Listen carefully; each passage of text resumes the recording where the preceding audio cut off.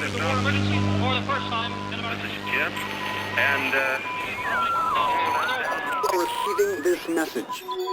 We are Ken Jennings and John Roderick. We speak to you from our present, which we can only assume is your distant past, the turbulent time that was the early 21st century.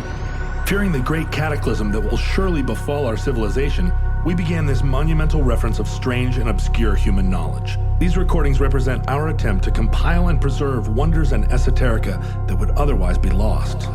So whether you're listening from an advanced civilization or have just reinvented the technology to decrypt our transmissions, this is our legacy to you.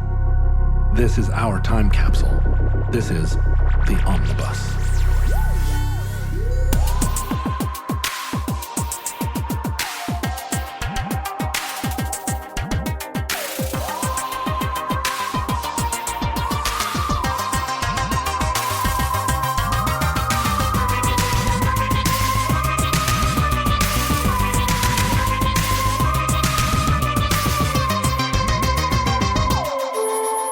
You have accessed entry 500.AM0812, certificate number 14946.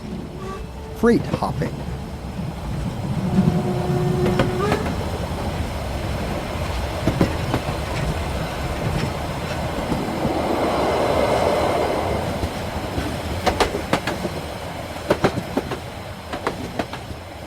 Now, I know that there's kind of especially within the futureling community that lives somewhere in time, a sense that sometimes we have episodes where I have a lot of personal connection to the topic, and a lot of my anecdotes make their way into the episode. You're a tail spinner. I'm a little bit of a tail spinner. You got some yarns. I've always got some personal connection to things where it turns out I ended up, I was there or lived in the aftermath of it. Right. Like I'm doing a show on the Fourth Crusade, right. And you're like, well, I did some shows at the Fourth Crusade.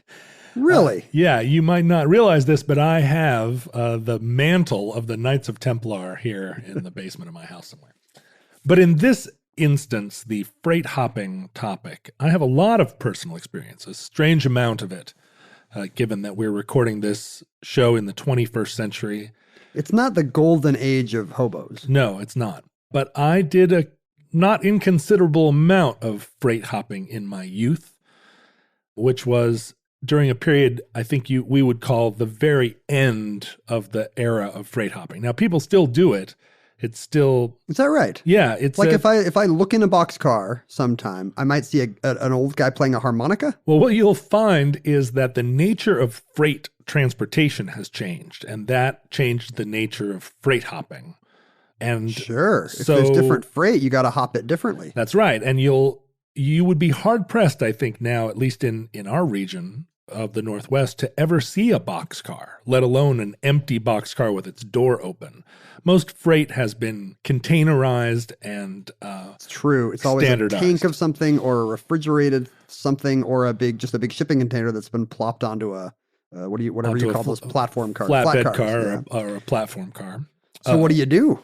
Well, so now freight hopping is much more dangerous, actually, and much more of it's less a means of transportation for migrant workers and much more a means of transportation for, I think there's a gutter punk community that still kind of travels up and down the coasts or through different states via freight.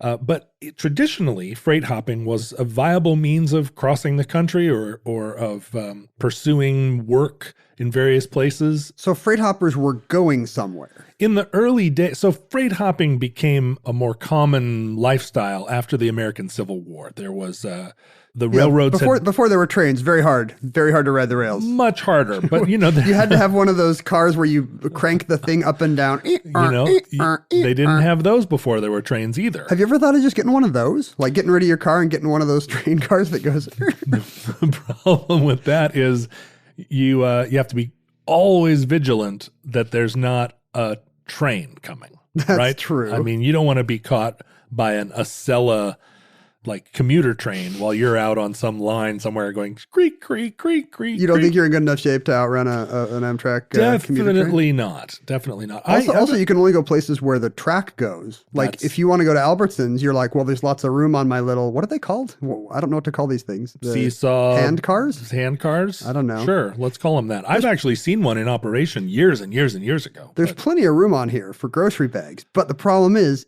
there a railway line by Albertsons? Maybe not. Probably there is. You just don't know it's there. It's been decommissioned and turned into It's a bike trail. path, It's an empty bike path now. But the American West was an ideal environment for freight hopping. You had all these Civil War veterans that were kind of like lost and looking for adventure. The West was opening up. Railroads were going across the country. It seemed only natural to hop on a train and see where it took you. That's very interesting because I think of like the Depression as inventing freight hopping. And, in the Old West, everyone was in a fancy passenger car waiting to pull into Dodge City or Tombstone. Yeah. You're talking about a passenger car on a train. Yes. Sorry. Yeah. When I think of people on trains, I don't think of 19th century people hopping freight. It was they did. It was a way to, because to travel long distance across the United States in a fancy rail car was extremely expensive. Sure. Imagine that must be like inflation wise, maybe more than a plane ticket today. Sure. You're paying for weeks of travel, maybe. And if you're a migrant worker of some kind or an agricultural laborer or a miner, and you're back east and you hear stories of all the great wealth to be found in Montana or the ranching jobs. Earth so black that whatever. Yeah, right. You could turn it with a hoe and, black diamonds, black gold, Texas tea. An avocado tree would grow while you were looking at it or something. So freight hopping is as old as railroad travel and It's got to be a little younger. It's got to be a few hours younger. Sure. I guess probably the first few Unless trains. the very first train had some like very brave guy hopping on. Well, anybody that got on that train, it's not necessary that they hop. They might. Do you not have to hop? They might have just stepped onto the train, freight steppers. I want to talk about here comes the freight stepper. Snore. I want to talk about the actual hopping process at some point because it's very worrying to me when I see people in movies get on and off moving trains. I don't think it's safe. No, you're right. It isn't. In the early days of riding boxcars, the cars themselves were constructed in such a way that they had long metal rods that supported the floor of the boxcar. And where are they? They're underneath. Below. Oh, I see. They're by Underneath. the wheels. Yeah. Or whatever. And if a boxcar's closed, obviously, you're kind of out of luck in terms of getting in there and nuzzling up in a big bale of hay and having and that's what you want. Getting your little cook pot going and everything. But underneath the boxcars, there were these long rods, 2 or 4 rods that ran the length of the car.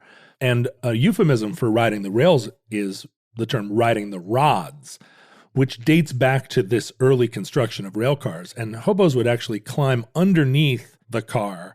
Sometimes they'd have a little platform of they'd get a piece of wood and put it between the rods and lay across the wood. Other times they would just grab onto the rod and hold on. You just have to dangle? It's like flagpole sitting? Yes, and it was terribly dangerous, awful.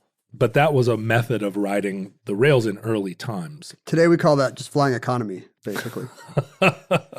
Yeah, there's no upgrades from there. You bought the cheapest ticket. You're in boarding group Z.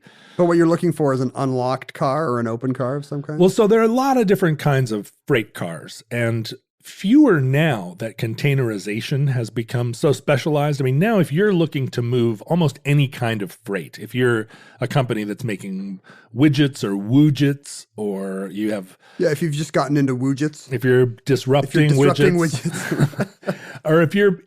the way freight works now is you buy a container or portion of a container, and you can fill it with whatever, but the container remains a kind of unit, right? It makes more sense. Otherwise, you're moving stuff from the train onto the ship, then from the ship into a different train. Which was true until really not that long ago. Freight. And then some guy was playing Tetris and he was like, what if everything was just a big cube? What if it all went into a cube before it even got here? What if it's always a cube, man? So if you think about on the waterfront, for instance, the way freight was being moved then was was all these jobs.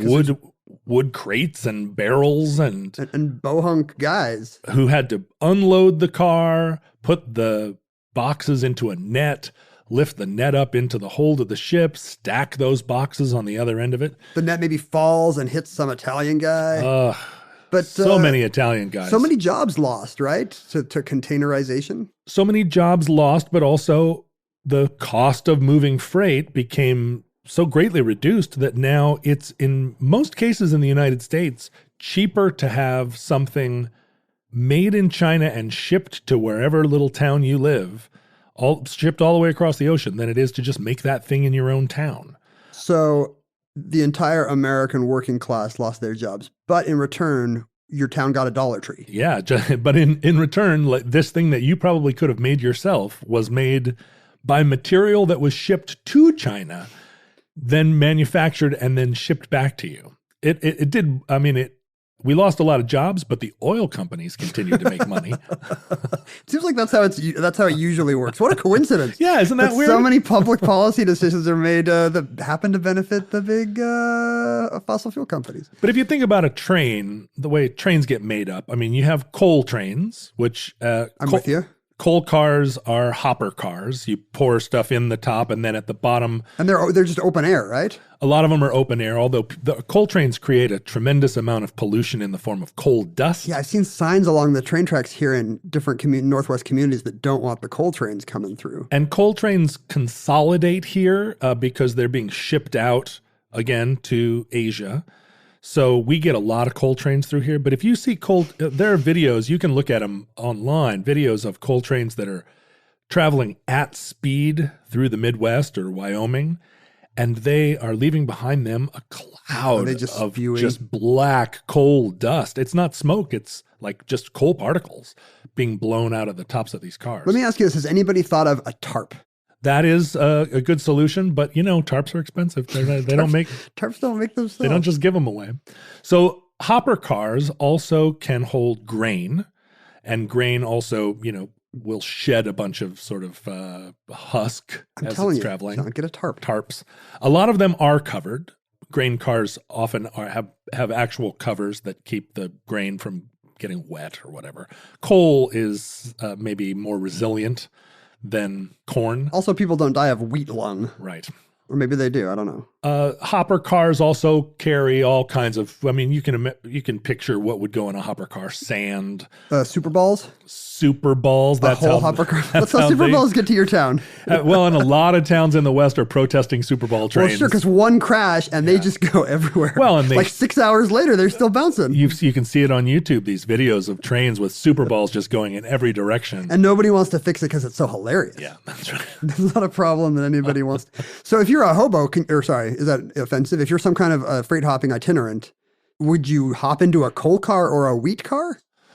So am I making bread with wheat that's like touched hobo flesh? You would not generally hop into the hopper because, despite its name, once you get into the hopper, it's very hard to get out. If it's an empty hopper, you get in there and you can't get out. So when you're hopping in, you got to be already thinking about the hop out. That's exactly right. And if you're hopping into a grain car to sit and ride on top of the grain, you're putting an extra onus on yourself. So freight hopping, depending on jurisdictions and depending on parts of the country, it was regarded as either kind of a benign nuisance or in other places as a serious crime. And right, you got to watch out for the bulls, right? Yeah, that's all right. Those railway yard cops that have billy clubs. Billy clubs. And railroads employed cops called bulls specifically to keep hobos off their trains. They kind of wanted to, what are they worried about? It becomes an epidemic where their train is just more hobo than train? Well, no, I mean, it's... Or liability if people get their legs cut off? There's liability, but also in the old days, hobos are not hobos because they are good, honest citizens who are going to church every Sunday. They're itinerant. Are you hobo shaming? Well, so let me talk about the term hobo. There are 3 terms of art for this culture. There's hobo, and a hobo is really a term for a migrant worker. Yeah, he wants a job. A hobo's looking for a job everywhere he goes, and the reason he's traveling from place to place is that the work has dried up where he was, and he has a sense that there's work somewhere else that he's headed toward. But that seems like it must be illusory. Unless you're picking crops, work does not move around that much. Like if you want to go split firewood for somebody, what I'm saying is adventure must drive a lot of these people, even if they say, I'm looking for work. Really what they want to do is be crisscrossing America, chopping firewood, no? I think a lot of it is that work, agricultural work, and then other forms of work used to be very seasonal work. So these guys were picking fruit in orchards. They'd end up picking, and this was before there was a large body of labor in the United States from Mexico or from other places where, I mean, now one of the big complaints, I think, in the immigration debate is that although a certain segment of the American population doesn't want immigration, there's also a whole bunch of jobs that those self-same Americans and their children don't want to perform. We are the powers that be are profiting by having a large manual labor pool. But in past Americas, that wasn't true, and fruit needed to be picked. Right, how are you going to get thousands of workers here this month to your orchard that you don't support the rest of the year? Well, how does that system work? And it's trains. Hoboism was a major feature, but that's also true of. It's an ism? I didn't even know. It's an ism. Are you a hoboist? I am a. I have some hoboist. I have some hoboistic leaning. You're hoboist. You're like a French. Yeah. You're a hoboist who drinks very good espresso. I'm a snob hobo. But then there's I think within this community, what would be considered a lesser class, which is the tramp. And a tramp is someone who is traveling, not necessarily looking for work, but will work when they have to. So this is the guy I was describing who just wants to cross America and will support himself, however. Yeah, he works when he's down on his last buck, right? He shows up, and a tramp is the type of person that shows up at the back door of your restaurant and offers to wash some dishes for food. A tramp is someone who is doing menial, unskilled labor. He doesn't have a relation. I think a hobo often would have relationships with foremen across the country, and when he arrived in August, they would recognize him and they'd be happy to see him. Is he wearing like hobo clown makeup when he shows up at the No, plant or whatever? I think you're thinking of tramps. Oh, those are tramps. Yeah, hobos are, they have dungarees on and they have little like jaunty caps off to the side. Oh, really? Do you remember, just like maybe as much as a decade ago, some hipsters were going to have a hobo-themed wedding? Oh. Do you remember this? No. So it was, dressed like a hobo wedding. And I guess what they mean is tramps. Apparently they got their Freighthopping class system wrong. Somewhere between hobo and tramp, yeah. But it was, have a comical 5 o'clock shadow and a bindle and rags and patches. And they just got roasted on the internet for kind of glamorizing poverty in kind of a dilettantish way. And I guess I would have thought they were covered by some kind of 50-year rule where, if you're glamorizing Depression-era poverty, that's a little different than, people crossing the Mediterranean on rafts today. Futurelings will not be able to comprehend how sensitive people were in our time and anxious that they were doing something wrong. I think a hobo-themed wedding is clearly like trying to do like a Disney princess-themed wedding. Yes. I mean, it's awful on many axes, but I would not have thought that insufficient wokeness was one of them. Yeah. The third level of the lowest basis level, the lowest basis level of ladder. This culture was the bum, and bum is a word that we probably grew up using to refer to any panhandler or anybody that you saw.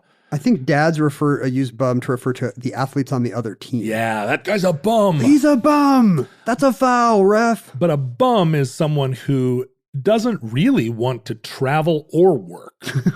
Well, he's in the wrong line of business then. But why is he on the train? How is he on the train? Because bums end up getting chased out of places. Oh, he got ridden out of somewhere on a rail. That's right. And then there's a lot of hobo culture that is oriented toward making the world safe for other hobos. Our friend John Hodgman has in his book Areas of My Expertise, he goes into a very comical explication of hobo signs. He names thousands of fictional hobos. And he's hilarious at fictionalizing, facts. I think it's problematic for hobo wedding grounds. Let's go get that guy. Well, a lot of hipsters now think that there are all these hobo signs that don't really exist, but hobo signs were a way that hobos communicated to one another, and it was part of a culture of an expectation that hobos do.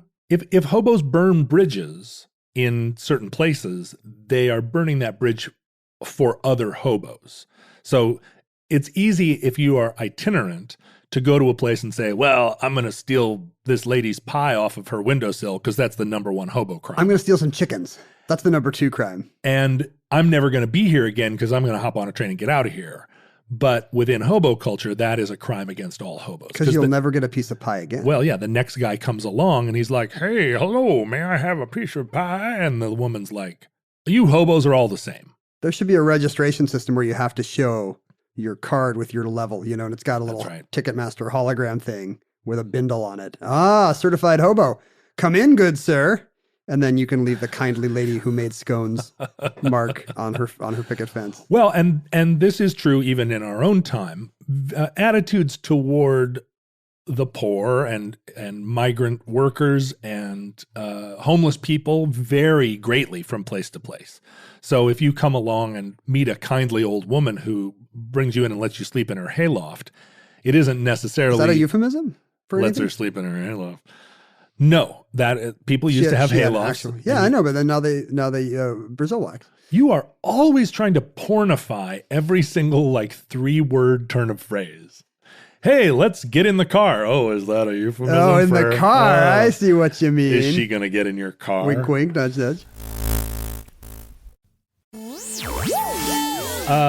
So there was a pretty sophisticated unwritten code of hobo culture, and that eventually became kind of a written or widely known code. Do you think it ever was written?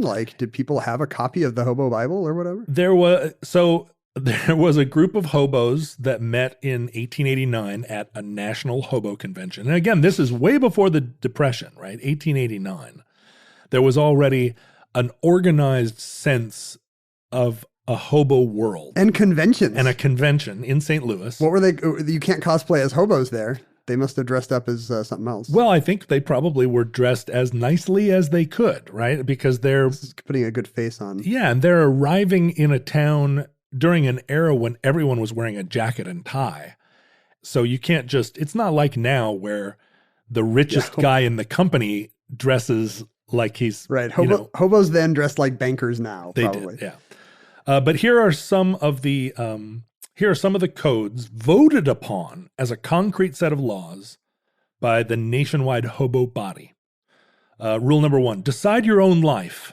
Don't let another person run or rule you. Whoa, these are not just practical tips. These are going to be this is the secret. This is an ethical code. That's right. 2, and this is kind of a long list, so we don't have to read them all, but 2. Here's some highlights. When in town, always respect the local law and officials and try to be a gentleman at all times. Mm-hmm. Or lady. So there were women hopping the rails, but it was, I think, understandably, a much smaller group of people. Right. If it's a labor force, back then, labor force was male. 3, don't take advantage of someone who is in a vulnerable situation, locals or other hobos. Golden rule. 4, always try to find work, even if temporary, and always seek out jobs nobody else wants. By doing so, you not only help a business along, but ensure employment should you return to that town again. They're just making it explicit. We are the menial labor force of the country, and we move around because it's efficient. Yeah, and they are trying to establish that they are members of society. Right, that they are maybe an underclass, but that they provide a valuable service. And it's difficult because they're not members of the community. So they have to be recognized as important nonetheless. And it's funny how much this resonates today when we still need this kind of labor class and they still have trouble getting this kind of dignity. And they continue on to say, when you're riding the train, consider yourself a member of the crew. So if the railroad needs any help, don't alienate the railroad. I do that when I fly. I consider myself a flight You attendant. do. You stand up and say, now let me check everyone's... Does anyone have a peanut allergy before the snacks are handed out? This is 1889. So the 13th rule is do not allow other hobos to molest children and expose all molesters to authorities. They are the worst garbage to infest any society. Now, by molest, do they mean that in some 19th century kind of annoy in any way? Yes. Or are they literally talking about hobo pedophiles? No, the word molest had much more general connotations, but for this to be an admonition directed at all hobos, I mean, they're not just saying don't bother kids. It's clear that hobos are regarded by polite society as the font of men who will come and... Well, but if you have to put a rule in your book that says, oh, and also don't be a child molester, maybe there is a problem in your organization, like maybe it's not just perception. Yeah, agreed. And people, again, that are driven to the rails often are like people joining the French Foreign Legion, people that maybe are escaping problems elsewhere.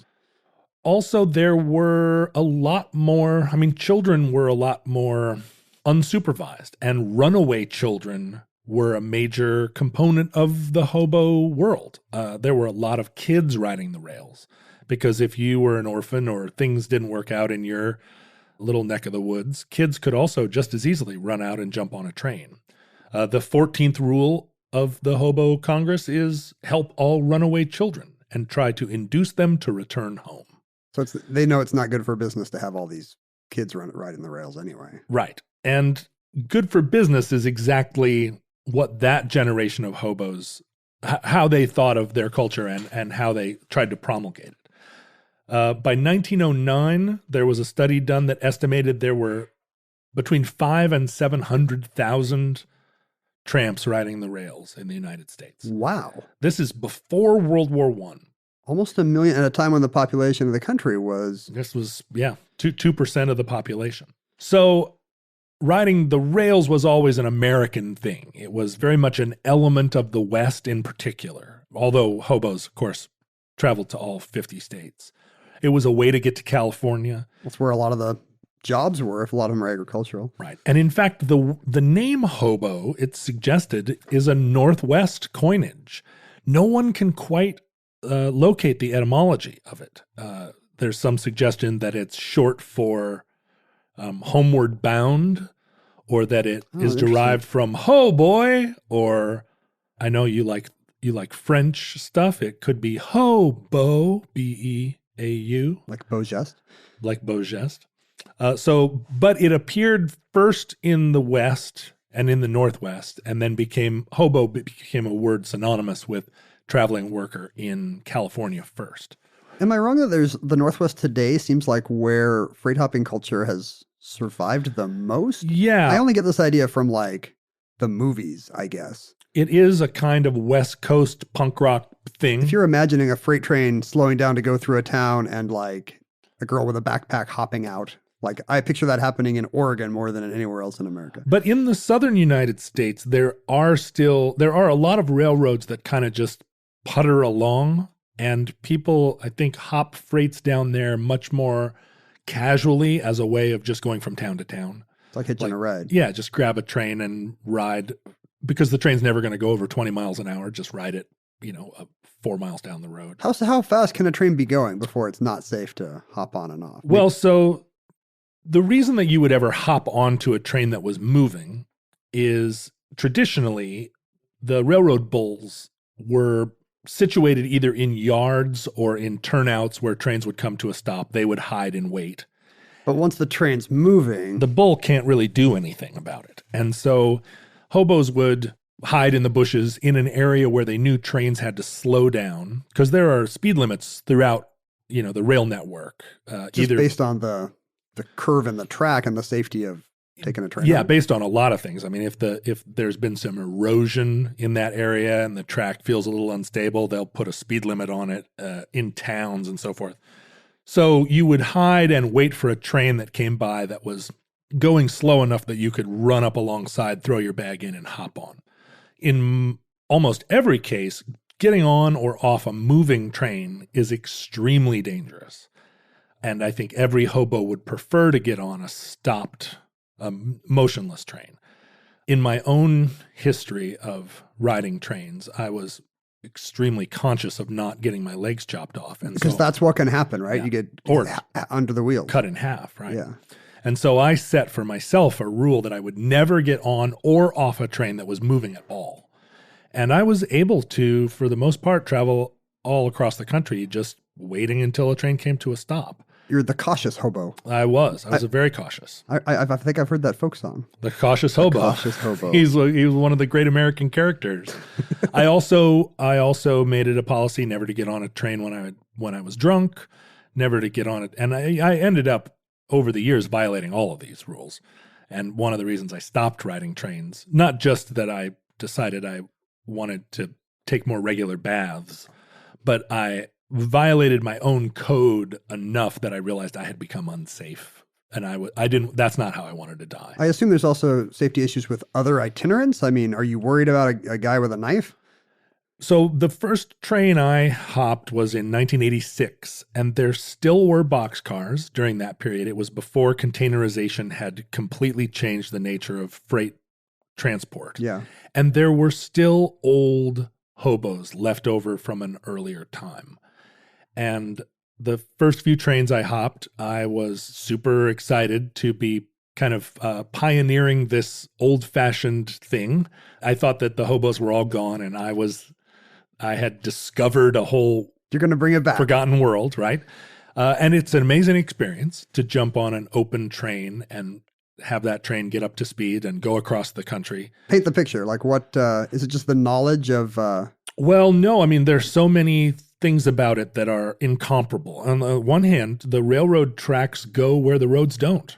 Mhm. So we were accustomed to seeing the train over there from our car, but then the train peels off and goes, and in a lot of western states, like in northern Montana, there's long stretches where the train is just by itself out there in the open country.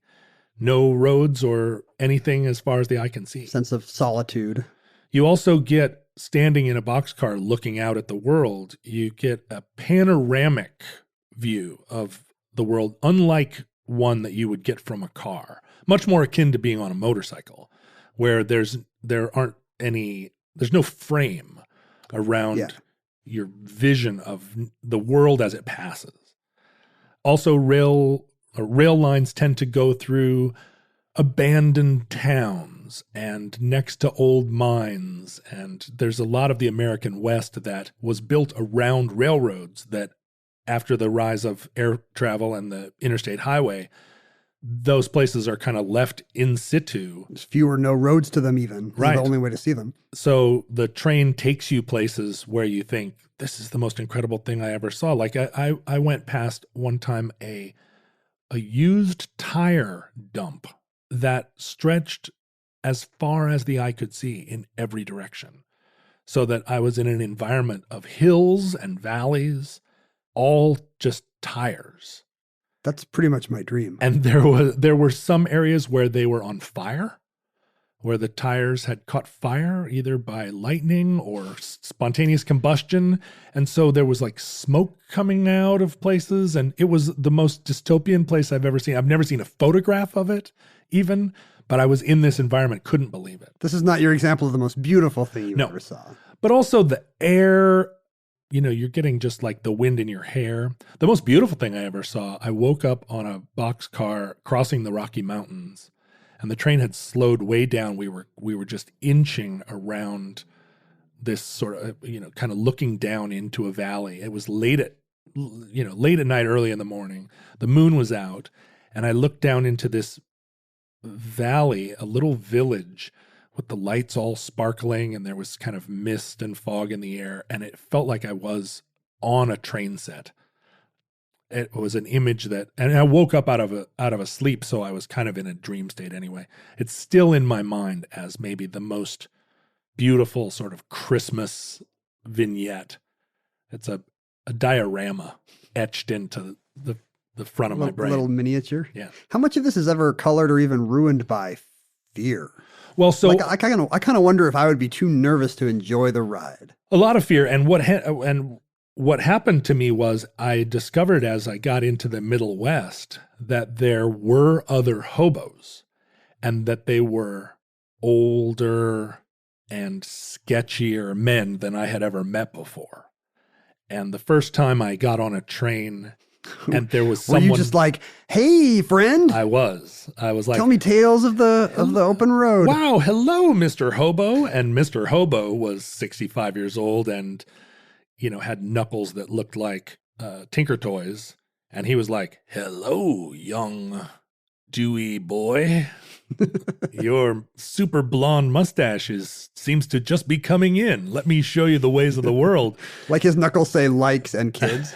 And it was not. And then I'm stuck on a train with him, the two of us, like on a car together for hours and hours and hours because this train's going too fast to do anything. Like, you know how close this is to my nightmare of being on an airplane where the person next to me won't stop talking. Well, but I rarely think they're going to knife me. And this happened more than once, a situation where I felt in trouble. Now I'm here trapped in an environment and this person feels predatory.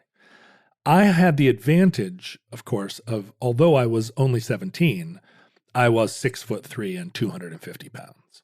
So in many of those situations where I had gotten in over my head, I presented just enough of a formidable potential adversary that no one ever actually pounced. So your number one hobo rule is actually be large. Just be large and dumb. Be strapping. I was large and dumb. And I didn't perceive my danger I did not perceive as much danger as I was in. Yeah, I wonder if now in hindsight you're like, whoa. I woke up a couple of times in my 30s in a cold sweat, realizing like, oh my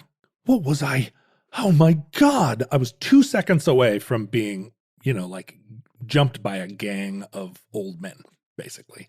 But my confidence, my dumb confidence, of just like, hey, fellows, well, I've got a can of beans that I can add to your stone soup. And they were like, wow. And, I think I presented maybe as a cop or just as trouble. I just hello, looked like fellow itinerants. Yeah, I looked like somebody that was maybe too good to be true. I was such you're a unicorn. I was such white meat, that they were like, this has got to be a dream. So, yeah, I was. They thought you were just a hallucination. They're like, oh, it's this again, the beautiful blonde boy who appears. Why must nature curse me? You're like, no, really. Let's have some chili.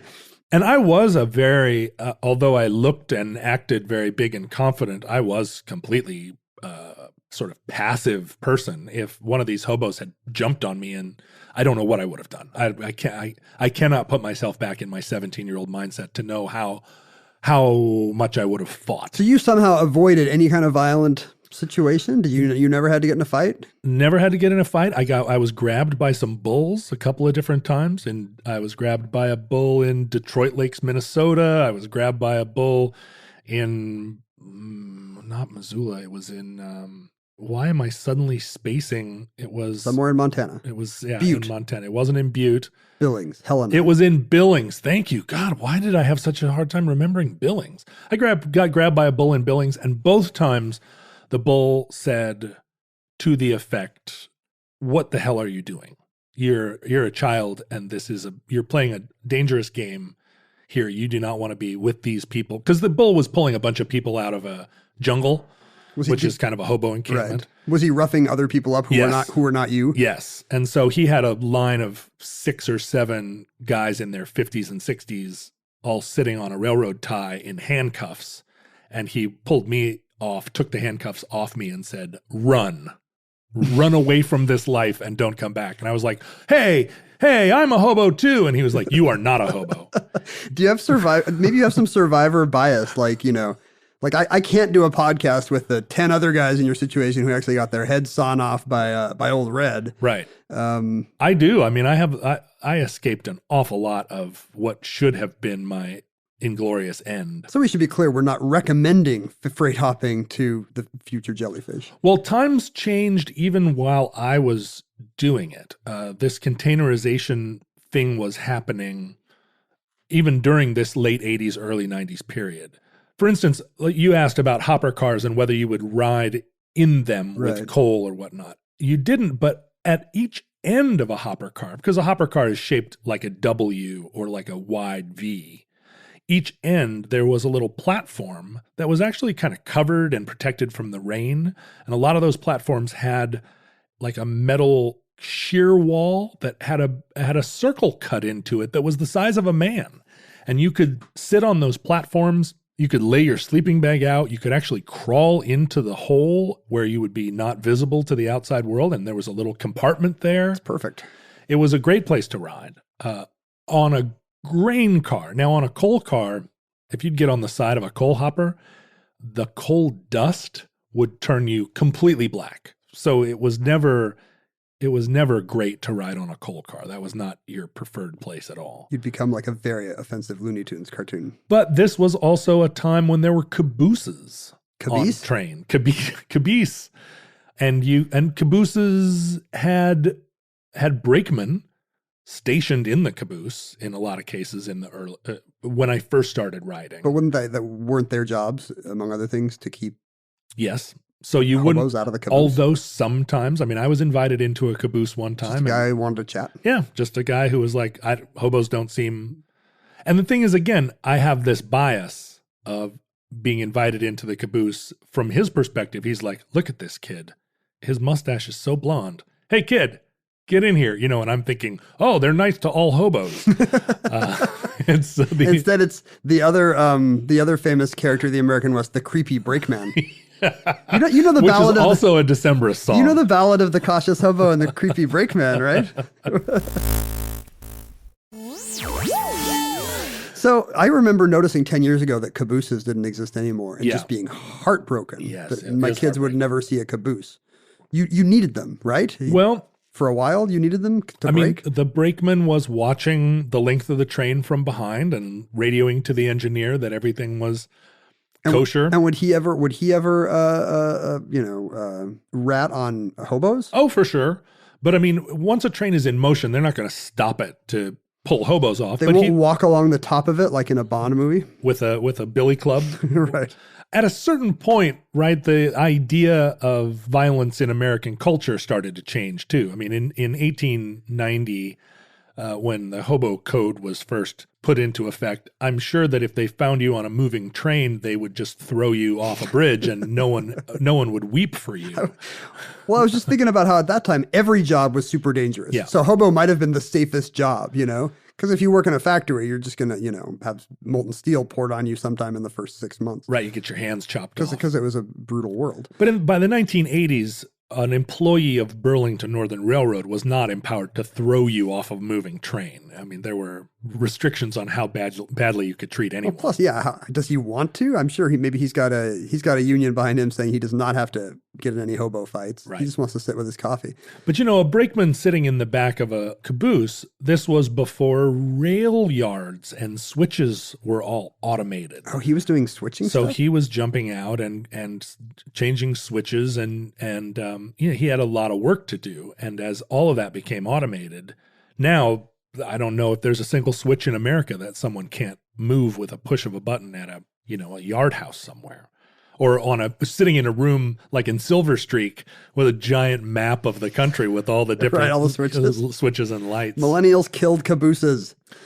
But the other cars that one can ride on are all the railroads over time have made it much more difficult to ride on those cars. So for instance, the hopper cars with the end platforms, railroads came along and just took those platforms away. So that if you get on a hopper car now, it's just open to the tracks on either end. There's not any more like a safe place. A hobo tries to lie down there and he will just fall and back because there's nothing there. Boxcars are no longer really the major form of a train. You'll still see them, but they're fairly rare. And if you want to ride in a container, you'd have to arrange for all the hobos to be packed into it in China. Yeah, you'd have to sell first. You'd have to buy the entire container And fill it with hobos. Containers are all sealed and sealed with actual like lead seals, so that in order to get into one, you would have to break the seal. You'd have to break a lock. at which point you would be guilty of breaking and entering. Did the law not consider entering a boxcar breaking and entering, I guess?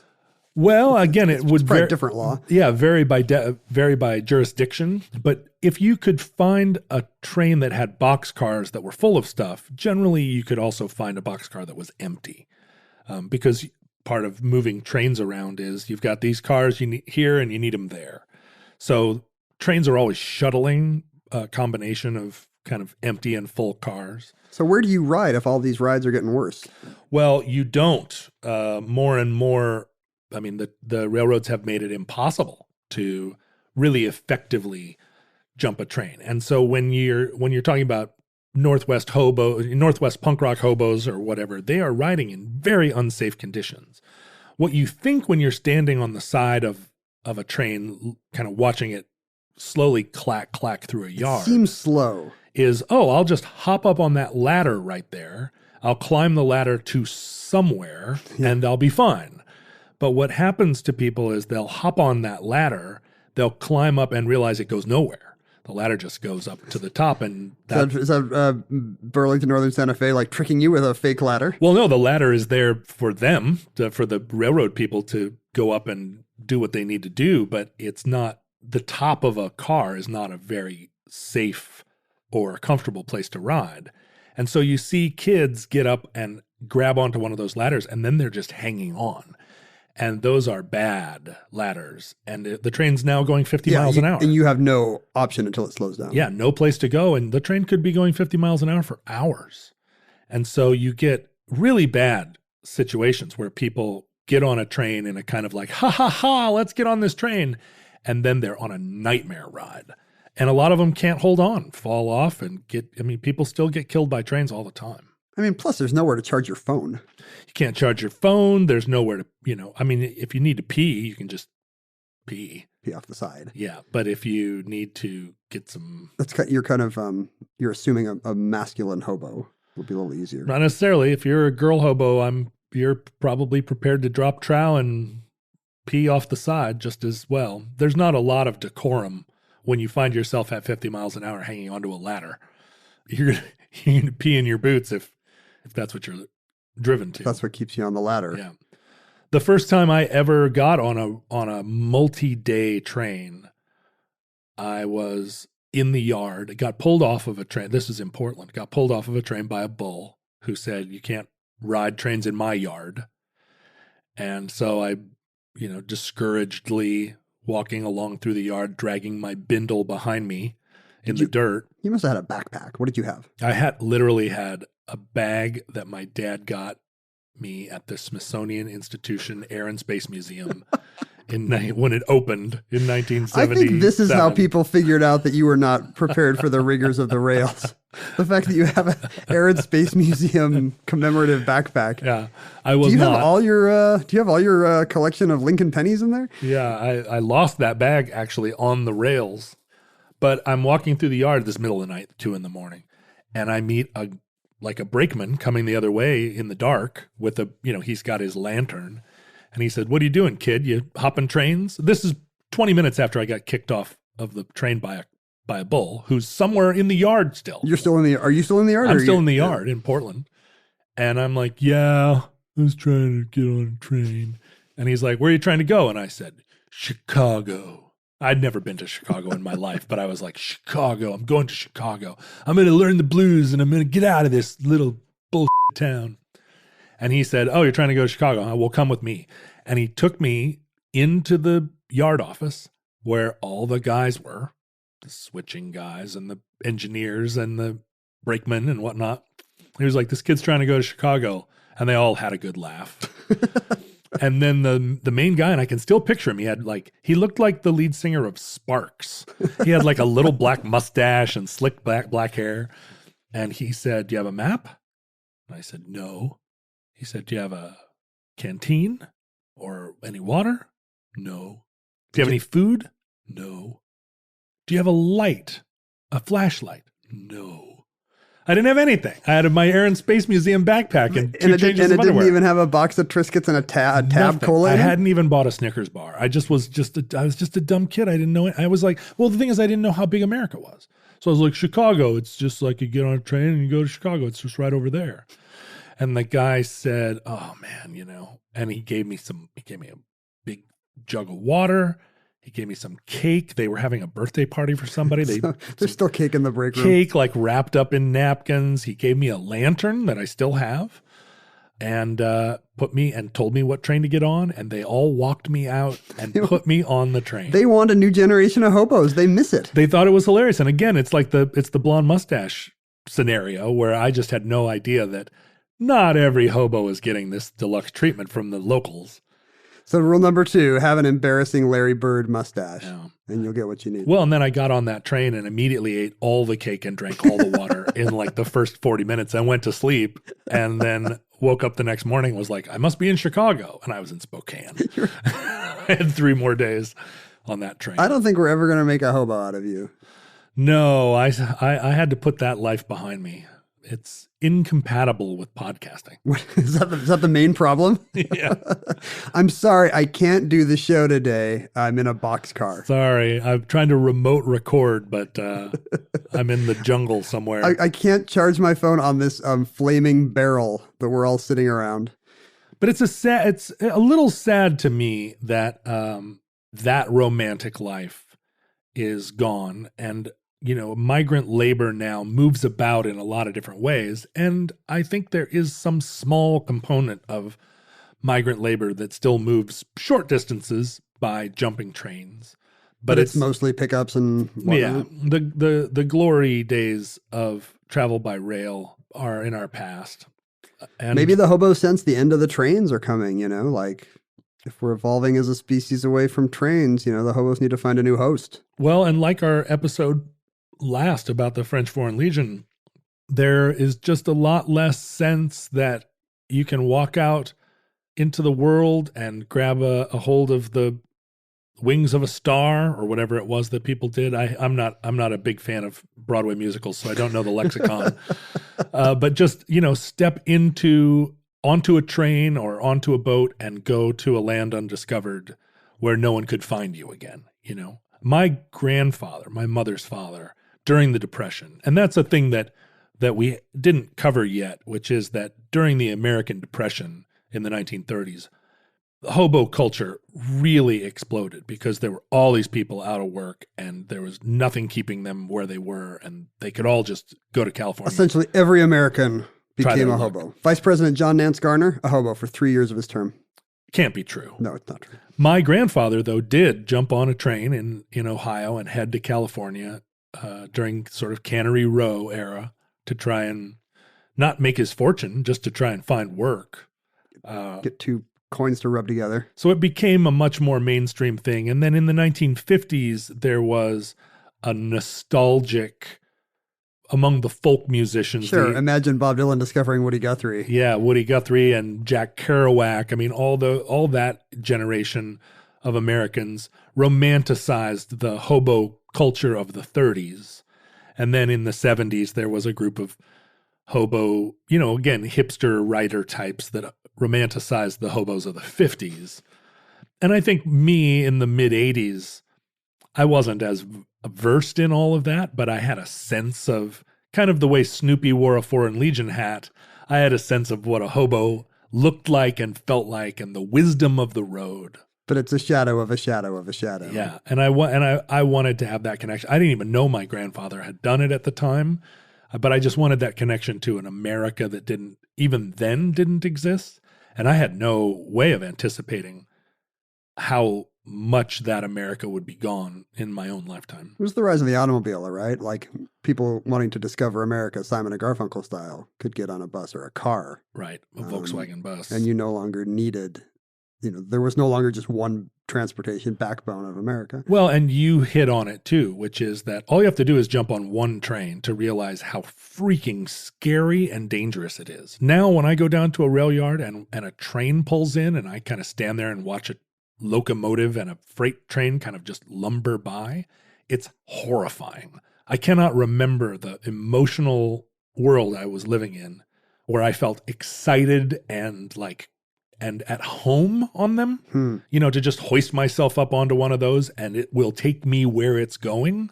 That's the other thing. You don't know where it's going. Think about the loss of control, right? You're just going. I mean, they don't have signs on the front. They do in the sense that the engine number is connected to an itinerary. So if you're... Would you know? Would the hobos know? You can. And as I got more sophisticated riding trains, I learned that you can just call the freight yard. You have to make up a story. You can't call the yard and say like, I'm a hobo. My name is Jim, not a hobo. But I would call and say, hi, I'm doing a research project for the University of Chicago on freight travel. Can you tell me the engine number? And I'm sure they saw through the ruse because I think hobos do it a lot. This was when you put a dime in a phone and look up the yard office in the phone book that was there connected to the phone booth. Things were so complicated. And I often got engine numbers. People would say like, oh yeah, it's 9742. It leaves at 11:45 p.m. And I'd go out, stand in the yard, wait for the train to come. And there I'd check the number against the number I had written down on a matchbook. Written on your hand. And but early on when I first started jumping trains, I just got on whatever train seemed to be pointed in the direction I was going. And often that train would hit a switch and all of a sudden turn south. And I'm like, no, I was headed east. And the train's like, no, we're going south. So it's a surrendering of control. There just aren't that many opportunities in life now. I don't even think for young people to be that unmonitored, to have, imagine. I can't be too nostalgic about this. Yeah. Since you've described it as being kind of dangerous and horrifying. It's really like, I can be a sad dad about a lot of things, but not the fact that my kids will never know the joy of hopping a boxcar. Well, think about what my parents were going through, right? That you're just. Did they know? No, but they only heard from me once a month. And again, it was pop like up in a different state. I'm sitting feeding coins into a phone booth like, hey, Mom, hi, or like, will you accept a collect call from John Roderick? Hey, I'm in Chicago. It's $3 a minute. Yeah. So that just doesn't exist in the same way anymore, I don't think. Except, it's much, much rarer. It didn't exist that much in 1986. Who am I kidding? Right. But I know you were there for the golden age. But it was more of a possibility. You were sitting in a boxcar watching Max Headroom on one of those little portable TVs that they had back then. Yeah. No, I'm just fine, frankly, with my kids having a hobby where they can, 0% chance they will be cut in half. And that concludes Freight Hopping. Entry 500.AM0812, certificate number 14946, in the omnibus. Futurelings, we hope that social media in your age has become just as passé as riding the rails. We hope that it's only frequented by a few weird old men that you don't want to get too close to. Hopefully your white privilege will protect you as much as mine did me. Carry your blonde mustache with you like a talisman. Futurelings may just be blonde mustaches. They're wispy mustaches just floating around over the swamps like swamp gas. Although probably they will be coffee or mocha colored mustaches. That's true. Yeah, because all the mutation that is blonde cannot survive the coming ultraviolet apocalypse. All futurelings will be the color of coffee with cream. Melanoma will have taken care of all of the blondes by then, I can only hope. But in our day, social media was just starting to become that creepy. Ugh. So of course we spent 8 hours a day on it. Why would you not? I was at Ken Jennings on Twitter. John is at John Roderick on both Twitter and Instagram. And you can follow the high ideals of this project at Omnibus Project on any social media network you can think of. An audience of interested aficionados and academics could contact us via electronic mail in our period at omnibusproject@howstuffworks.com. If you have access to some kind of transtemporal email server, feel free to hop aboard. If you have transtemporal social media access, the Futurelings Facebook group was a lively crowd. Again, academics, artists, Frisbee disc players. Frisbee golf players, bohemians of all sorts. I learn a lot. Someone pointed out a better way to convert Fahrenheit to Celsius. Oh, interesting. I had or Celsius to Fahrenheit. I had an awful way of, what was I doing? Multiplying by 9, dividing by 5, and adding 32. And they pointed out that you don't have to multiply by 9 and divide by 5. You can just... Multiply by 4.5? Multiply by 10 and get rid of 20%. Oh, there it is. That's easy. I think that's what it Multiply by 10 and give away 20%. Sure. Is that right? I don't know. I'm really not interested in doing the math right now. But I learned something interesting that I then promptly forgot. Yes. Is the point. And this happens to me several times a week on the Future Links Facebook group. Please check it out. If you have, for any reason, want to send us any kind of physical artifact, any kind of hobo signs of your own devising, you can send them to Omnibus Project, P.O. Box 55744, Shoreline, Washington, 98155. Future Links from our vantage point in your distant past, when there were still trains, and it wasn't just automated electric Uber trucks delivering all your groceries, your diapers, your contact lenses, all directly to your door through pneumatic tubes. A drone would just drop a container full of everything you needed for the week just right on top of you. And you would like hold up a sign like Wile E. Coyote saying, "Mother." Beep, beep, beep. I mean, yeah, we're talking about the decline of the golden era of railroading to a listenership who thinks of railroads themselves as anachronistic as wooden sailing ships. Maybe more so if they're... Or square-wheeled carts. I don't know if there's anything old-fashioned enough. Camels. Camels. Like imagining a camel. We have no idea how long our bastardized half-fun civilization survived. We hope and pray that the catastrophe we fear may never come, or at least not while we're still around, because Ken and I are both blonde, and we do not want to be ground into Soylent Green. We both have blonde children that we would also like to survive. Yes. But I'm not wedded to hypothetical grandchildren. Like, if the world ends in 40 years? If the future is anything like we imagine, none of our blonde children will marry blonde people. So our grandchildren will be... Our great-great-grandchildren will be just as mocha-colored as everyone What if our else. children intermarry? You have a daughter, Oh. I have kids. They could produce blonde, It's true. wispy mustached children down through the millennia. It's true. What if all of the futurelings are descendants of both of us? Wait a minute. That's why they're listening to the program. It's a little genealogy experiment Yeah, for them. We are the wild stallions. Although I guess Dylan's quite a bit older than Marlo. But So. that doesn't matter. Isn't your mother, doesn't seem are to your bother mother you. and father different ages? Yeah, it's 2 years. Yeah. My dad was 14 years older than my mom. Your dad is probably 40 years older than my mom. Yeah, that's right. So Dylan is only, what? He's not even 10 years older than Marlo. And of course, now when they're 16 and 6, society frowns on that. Is Dylan 16? Yes. Because Marlo's 8. I mean, they're So only 8 years apart. right now, when they're 16 and 8, society frowns on that. That's not allowed. When they're 22 and 14, society not will allowed. still frown on it. Well, this is not But later, in Appalachia. some kind of love in the time of cholera future, where they meet again at 46 and 38. Yeah, when he's 30 and she's 22. Still seems weird. Maybe. When he's 40 and she's 32, that definitely feels like normal.